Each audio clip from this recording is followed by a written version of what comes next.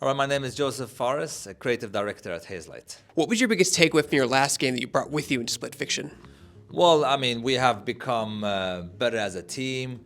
At Hazelight, we say we fuck shit up without fucking up. We're taking these things to next level. Everything, the gameplay, the worlds, the story, everything. So it's some next level shit. So talk about what's going on in the world of Split Fiction. The thing is, the story is about friendship. That's what it's about. Every game has a word to it that we do, it goes even back to Brothers. That's about sorrow and a way out, trust, and it takes two collaboration. This one is about friendship. It's about like these two strangers that it's kind of like a buddy movie. They don't know each other in the beginning, then they become really close friends. Their written stories, you can say, are going to tell a lot about them, who they are as human beings. Talk about the world we'll be exploring together in this game. You will be exploring their own written stories, and obviously it's not about why. It's not about what the story we tell or why we tell them. It's more like why we tell them. So there's always something about you in your own story, I believe. Where does your creative process start? Do you start with mechanics and an idea of a world, or do you start with the story first? It's a combination. Most of the time we start with setting up the story and the vision of the game, and then we just go nuts at it. Everybody at Hazelight team. It's almost like people lose their minds at Hazelight. Like it's almost like when you lose it, you use it kind of. So when you stop using this shit, when you come from here, then you feel the passion and creativity flow and grow. You look at our games, you can sense and feel the passion in our games and the creativity. It's really, we're like dogs without a leash. We can just do whatever we want and go mad. Your last game really pushed limits of what couch co-op could offer. Moving forward, what do you think it is about couch co-op that's so appealing to your studio? It just happened. The first idea that came to me was during A Way Out. I was sitting with a friend before that game came, and I was like, why isn't there any games done like this? Just created, designed, written from the beginning as a co-op only, which means that you have unique mechanics, unique characters. And from that, just been naturally that there's so much stuff to be explored from a creative perspective. So there's so many stuff that I feel we can explore and do. But Hazelight will be exploring a lot of stuff. Who knows in the future what we'll do. Of course, co-op will always be one of our key things, but you never know in the future, man. Now, in your game, you talked about going to different worlds, fantasy and science fiction. How does that challenge your art team? You had these two drastic different genres. Well, I think the team is challenged not only from the art perspective, it's from every perspective. Look, I have an amazing team. I know a lot of people say it, but I'm telling you, the team we have at Hazelight is something really fucked up, and I mean fucked up in a good way. Right. like it's some next level. I'm telling you, it's such a creative environment, and I think we have created this environment where people can really go nuts. So we just believe in what we do and we take it to the next level. Obviously, we try to plan, have the right tech to make the variety we do, and try our best to know what mechanics we can polish and not polish. So of course there's a huge amount of work behind it, but at the end of the day, we're just very excited to do what we want to do.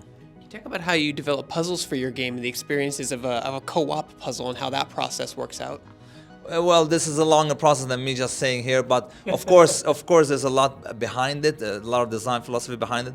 But one of the key things is keeping the players communicating all the time, so you're not playing for your own, having mechanics that fit well together, that complement each other. So the mechanics have to complement each other. Yes.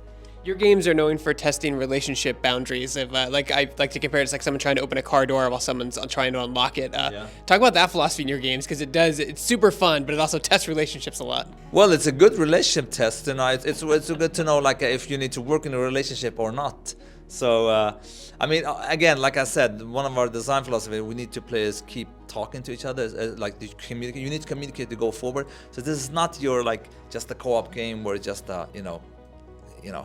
jump in, jump out, or you have most of the car games today are often single player, and they have a split screen mode, and it's you have most of the time the same mechanics that you go on. So we really focus on creating a unique experience for each players that you can play together and that you have to communicate together about. And for communication, as we all do know, a great relationship, you need a great communication. What's the biggest misconception about being a game director? Misconception, I don't know. I think people don't understand how much work it is behind making games. Myself, I come from a movie background. I've done 5 features, and sometimes I say when I want to go make a movie again, it's like taking a vacation compared to making a game. It's a very easy, I'm not just saying it for the sake of it, because games are interactive media and movies are passive, so it's way harder to make a game. It's almost like, first of all, you kind of make a movie in the game, and you have to make everything from the ground up. You don't have your actors like the same way. You don't have like the environment and everything. So there's the interactivity makes it way harder. I think that's the biggest misconception. I think a lot of people that don't understand gaming, especially with AI now, just think like they write, make a game, enter, that's it, you know. I mean, I'm over exaggerating, but you get the point. What's the biggest misconception about the film industry, do you think, from your, because that's another side you've also seen a coin on? Yeah, but the film industry, I think, I think there's going to be happening a lot of interesting stuff in the future, considering AI and stuff. But I don't know, like biggest misconception, not really sure actually. There's nothing. I mean, we know a lot about movies. It's been going on for over 100 years. But the world will change. Your video games are very narrative focused at telling a story. Have you ever been offered an opportunity to turn it into a live action movie or an animated movie? Yeah, I mean, there is talks about it, but that's one of the key. There's so much fucking talk. I'm so tired of this, like, you know, they're always like, I'm not, look, I'm this kind of guy. Yeah, I don't like to, what do you say, talk the talk. Let's walk the way. No, I'm tired of like, oh, we're gonna do this for me. Like, if it doesn't happen, I don't care. Like, so it's like sometimes a lot of people talk shit in Hollywood. It's a lot of talk. Like, I think 95% is bullshit, and 5% actually shit happens. I feel sorry for some people working there. Negotiations can take years sometimes. That, and you have so many people in the wrong positions. Like, you have extremely creative people there, but a lot of people that have, for some weird reason, ended up having a title, fuck no house. If someone wanted to get into game dev, what advice would you give to them?